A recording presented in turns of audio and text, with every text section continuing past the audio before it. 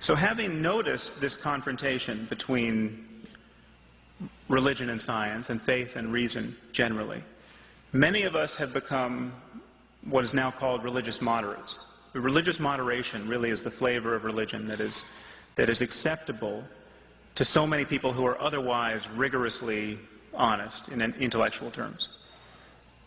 And in my book, I criticize religious moderation rather harshly, and this has actually been some of the most controversial material in my book. So I just want to run through my argument briefly about this because it has raised some hackles. The first thing to say up front is just that religious moderation is better than fundamentalism. There's no doubt about that. Religious moderates don't fly planes into buildings. Religious moderates don't organize their lives around apocalyptic prophecy, and that's a very good thing. But religious moderation has some real problems. The first is that it gives cover to fundamentalism. Because religious moderates have made it taboo to criticize faith. They want faith respected.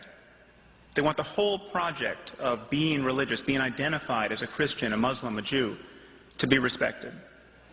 That it is impossible to call into question this basic project, that the ethical tenability of raising a child to believe he's a Christian as opposed to anything else. And under the cover of this respect, we are now powerless to say the very harsh and necessary things about religious extremism that we need to say, because it is taboo. You have to respect faith.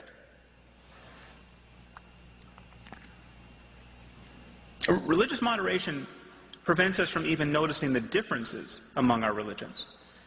It is taboo to notice that all our religions are not teaching the same thing. They're not all equally wise, and where they do teach the same thing, they don't teach it equally well. I mean, where are the Tibetan Buddhist suicide bombers?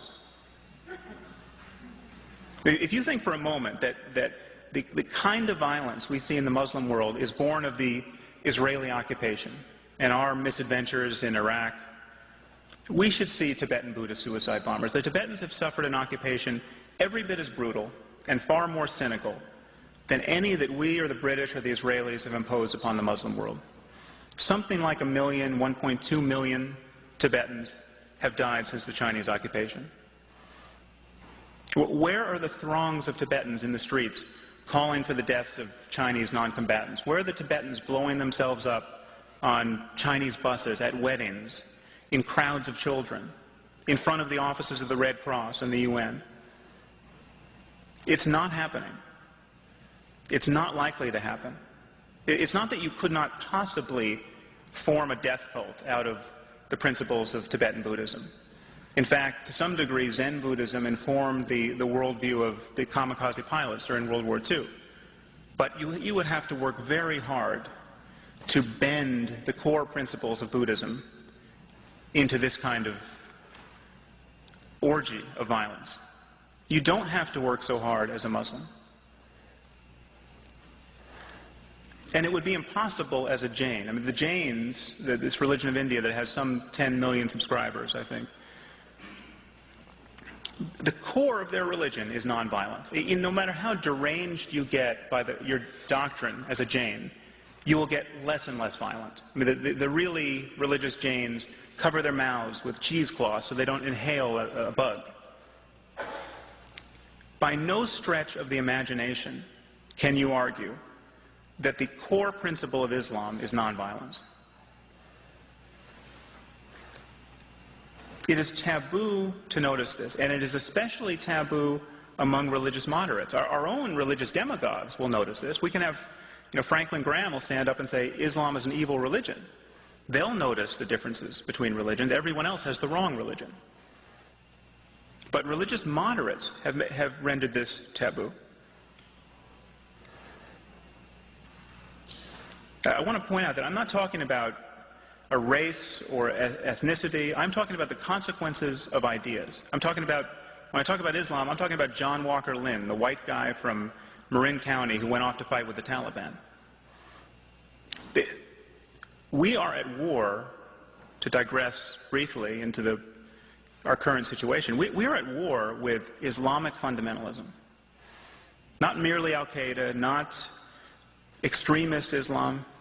The mainstream doctrine of Islam contains this notion of martyrdom and jihad. It contains this imperative to convert, subjugate, or kill infidels. Anyone who says it doesn't has not read the Quran, has not read the Hadith, or is lying about them. It is taboo to notice this.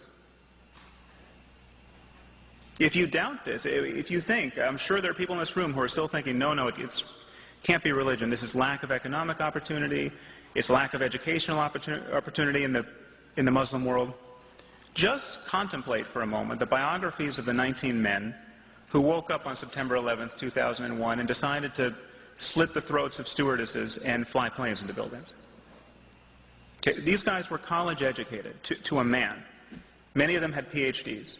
Many of them had been educated in the West. They were middle class or better.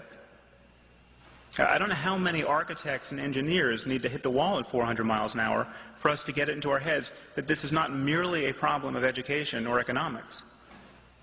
These were not guys who had spent a lot of time agitating about regime change in the Middle East. These were guys who spent an inordinate amount of time at their local mosque in Hamburg talking about the pleasures that await martyrs in paradise and demonizing infidel culture. The circumstance we are in is much more sinister than many want to realize. It is possible to be so well educated that you can build a nuclear bomb and to still think you're going to get the 72 virgins in paradise. That is how partitioned the human mind is, and that is how balkanized our discourse is. That is how immune religious propositions are to critical pressure, conversational pressure in our discourse. 40% of scientists believe in a biblical God. That does not suggest that there are good scientific reasons to believe in a biblical God. That suggests that 60% of scientists are not doing their jobs. That there really is an argument to be won here. So the problem with religious moderation, another problem, is that moderates are blinded by their own moderation. A moderate doesn't know what it's like to be certain of paradise. A moderate doesn't know what it's like to be certain of God, to be certain that the book he keeps by his bedside is the perfect word of the creator of the universe. And so when the moderate sees the jihadist in the video camera saying things like, "We love death more than the infidel loves life," and then he blows himself up, it's the moderate who's left wondering, well, that couldn't be faith. That's propaganda, I don't know what that was, but that's not religion.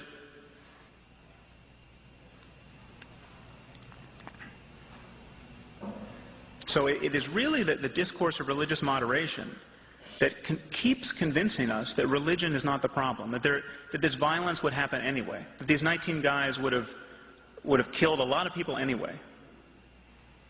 There's no evidence for that. Another problem with religious moderation is that it is intellectually bankrupt. It really represents a fundamentally unprincipled use of reason. At least fundamentalists talk about evidence. You ask a fundamentalist, why do you believe that Jesus was the Son of God and the Bible is the perfect Word of God?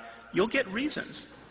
They're not good reasons, but you will immediately see that these people are engaged in an evidentiary pursuit. They'll say things like, the New Testament confirms all of Old Testament prophecy, or every prophecy in the Bible has come true.